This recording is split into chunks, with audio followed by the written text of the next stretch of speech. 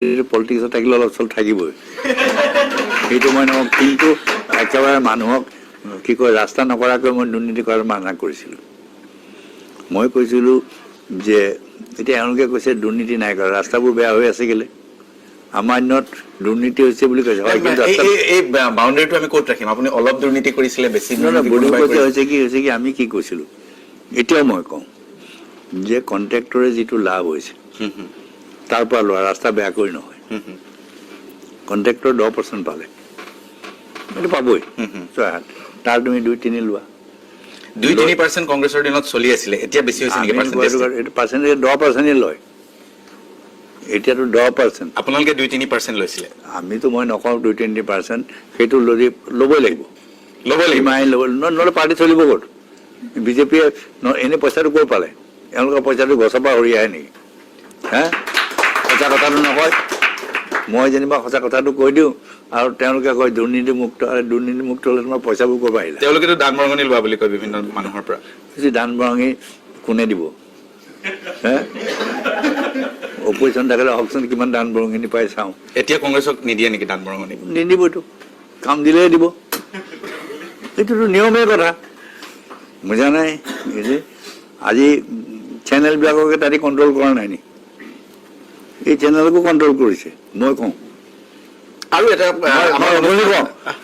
চেনেলে হওক, পেপাৰ হওক, কাক কণ্ট্ৰল কৰা নাই? পইচা যাৰ থাকে সিয়ে কণ্ট্ৰল কৰিব পাৰে, এইটো কৰে নহয়। সেইটো কৰিব কি কয়, হেৰি ইডি লগাই দিব।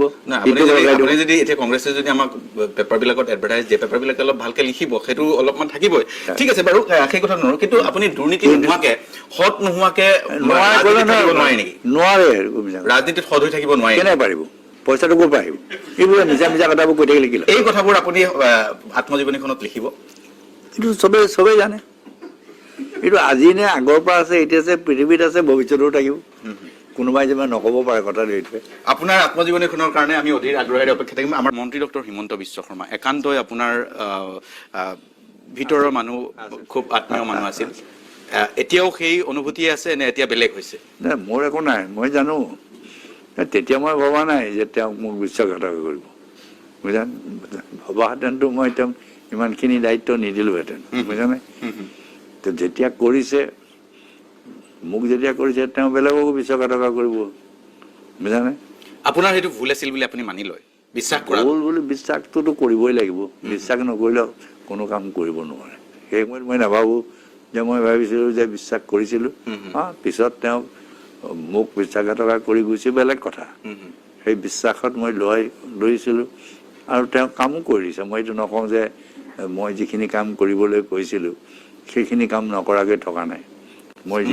মই যদি আপোনাক এনেকে কওঁ, আজি সকলো খোলামেলাকে কৈছোঁ, মই যদি এনেকে কওঁ যে মন্ত্ৰী হিমন্ত বিশ্ব শৰ্মাৰ কান্ধত ভৰ দি আপুনি চৰকাৰ চলাব খুজিছিলে, তেওঁৰ সফলতাখিনি আপুনি বিচাৰিছিলে, কিন্তু বিফলতাখিনি নহয়, মই নকওঁ, কাৰণ তেওঁ নিজেও জানে মই কাৰো হেৰি নহয়, মইহে নিৰ্দেশ দিওঁ, মোৰ নিৰ্দেশহে পালন কৰিছে। তেওঁ মোৰ নিৰ্দেশ পালন কৰিছে, তেওঁ আজিও নকয়। সেইদিনাখনি অলপতে কৈছে যে নহয়, আমি তেখেতৰ মোৰ নিৰ্দেশ, বিধানসভাত কৈছে আপোনাৰ কথা খুব ভালকে কৈছে, মোৰ নিৰ্দেশ মতে কৰিছে। এইটো মই নকওঁ তেওঁ যে কৰিছে, কেতিয়াবা তেওঁ যদি ভাল ছাজেশ্যন দিয়ে মই একচেপ্ট নকৰাকৈ নকওঁ, সেইটোও কৈছোঁ। কিন্তু মই যিটো কাম কৰিবলৈ কওঁ সেই কামটো অকল তেওঁৱে নহয়, ৰকিবলৈও কৰিছিল, বেলেগ মন্ত্ৰীও কৰিছিল, এইটো মই নকওঁ। কিন্তু সেইসকল যেনিবা আছে, অজন্তাইও কৰিছে, মোৰ পিডব্লিউ নহ'লে ইমান ৰাস্তাবোৰ ক'ৰ পৰা হ'ল? ৰাজনীতি সদায় অনিশ্চিত।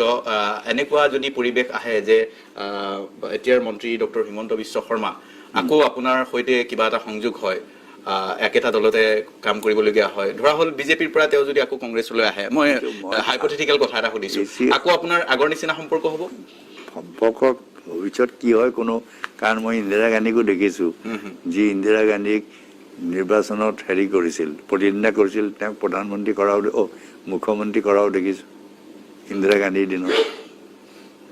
যি ইন্দিৰা গান্ধীক যি প্ৰতিদ্বন্দ্বিতা কৰিছিল চিকমাগলৰ, কি কয় কৰ্ণাটকত, তেওঁকতো মুখ্যমন্ত্ৰীও বনাইছে। আজি অবিনাশে সুধিছিল ন যে ৰাজনীতিৰ প্ৰতি ল'ৰা ছোৱালীৰ আগ্ৰহ হ'ব লাগে। মই এটা বেলেগ প্ৰশ্ন সুধিব খোজো আপোনাক। আপুনি 1967 চনৰ পৰা, ছাত্ৰ অৱস্থাৰ কথা মই বাদেই দিলোঁ, 1967 চনৰ পৰা ৰাজনীতি কৰিছে, 3 বাৰৰ মুখ্যমন্ত্ৰী। আপোনাৰ সম্পত্তি এতিয়া কিমান? আপুনি অৱসৰ ল'ব পৰাকে আপোনাৰ সম্পত্তি হৈছে? মোৰ সম্পত্তি নালাগে ন, মোৰ ল'ৰা ছোৱালীবোৰ যেতিয়া হৈ গ'ল, ল'ৰাও হ'ল, মোৰ ছোৱালীও হৈ গ'ল, জোঁৱাইও হৈ গ'ল, তাতকৈ মোৰ সম্পত্তি কি লাগিছে? আৰু চলিবলৈতো মই চলিবলৈ মোক যিখিনি লাগে সেইখিনি সম্পত্তি আছে। তাৰমানে মই এই প্ৰশ্নটো এইকাৰণে সুধিছোঁ যে বৈষয়িক কথাটোত সুধিছোঁ যে সম্পত্তি ইন টাৰ্মছ অফ গাড়ী, মাটি, টকা পইচা। গাড়ী মাটি কেইখন ল'ম নো? মই কথা এটা কৈছোঁ, ঘৰনো মই কেইটা ল'ম? লৈনো কি হ'ব? সেইটো কোনোবাই খাব? মোৰ যেনিবা ঘৰ 10টা হ'ল, মই 10টাততো থাকিব নোৱাৰোঁ, এটাতে থাকিব লাগিব এটাতে। গাড়ীও এখনতে উঠিব লাগিব, আৰু 2খন ল'লোঁ কেতিয়াবা, পৰিবাৰ আছে।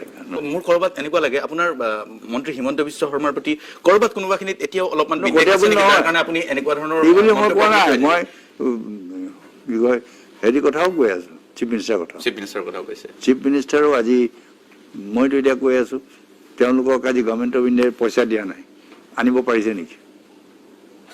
মই এতিয়া অপেনলি ইয়াত কৈছো, যিমান এলকেশ্যন দিছে তাৰ টকা দিয়া নাই, আনিব পাৰিছেনে? হেমন্ত বিশ্বতো হেৰিয়ে ফিনেন্স মিনিষ্টাৰ, আনিব পাৰিছেনে? বহুতেতো কেপেবল কয়, কিন্তু যথেষ্ট পইচা আছে বুলি মাজে যদি কামবোৰ নহয় কেলে তেতিয়াহ'লে? তেওঁতো পিডব্লিউ মিনিষ্টাৰ, ৰাস্তাবোৰ চালে হ'ল দেখোন। মানুহ তেওঁ পাব্লিচিটিত এক্সপাৰ্ট। হা, এতিয়া অজন্তাৰ দিনত ৰাস্তা ভাল নে এতিয়া হেমন্তৰ দিনত ৰাস্তা ভাল? মই মোৰ এটা প্ৰশ্ন আছে, আৰু মই এটা প্ৰথম কথা ক'লো, কোনোবা এটা কৈছিলে চব ভাল পোৱা মানুহ আছে বুলি। হা, মানুহৰ বেয়া পোৱা মানুহ নহয়, বেয়া পোৱা মানুহ আৰু মই কৈ আছো, মানুহৰ দুটা লাইফ থাকে, পাৰ্চনেল আৰু প্ৰফেচনেল। মই আপোনাক পাৰ্চনেলি নাজানো, গতিকে আপোনাৰ প্ৰফেচনেল লাইফটোৰ কথা অলপ বেলেগ, সেইকাৰণে সেইটো অলপ মই বেয়া পাওঁ। এতিয়া মোৰ কথাটো হ'ল, আপুনি 15 বছৰৰ শাসনত থাকি আপুনি ব্যক্তিগতভাৱে কেতিয়াবা অনুভৱ কৰে নেকি যে আপুনি আপুনি নিজে কি অনুভৱ কৰে যে আপুনি অসমখনৰ কাৰণে, অসমীয়া জাতিটোৰ কাৰণে আপুনি কি কৰিব পাৰিলে, বা আপুনি কিবা কৰিব নোৱাৰিলে নেকি? তেনেকে কেতিয়াবা আপুনি অনুভৱ কৰে নেকি? কিবা এটা মইতো ভূপেন হাজৰিকাটো কোনে কৰিলে? সমাধি ক্ষেত্ৰ।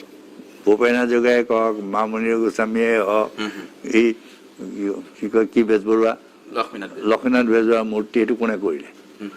আহি যদি চাই গোটেই অসমীয়া জাতিটোৰ কাৰণে আজি কি শৰ্মা যে আছিলে, নট্যসূত্ৰ হেৰি ফণী শৰ্মা, এই এৱাৰ্ডে হওক, এইবিলাক এৱাৰ্ডটো মইহে ষ্টাৰ্ট কৰিলোঁ, বুজা নাই? ইয়াৰে যিবিলাক মূৰ্তি বা জ্যোতিপ্ৰসাদ আগৰ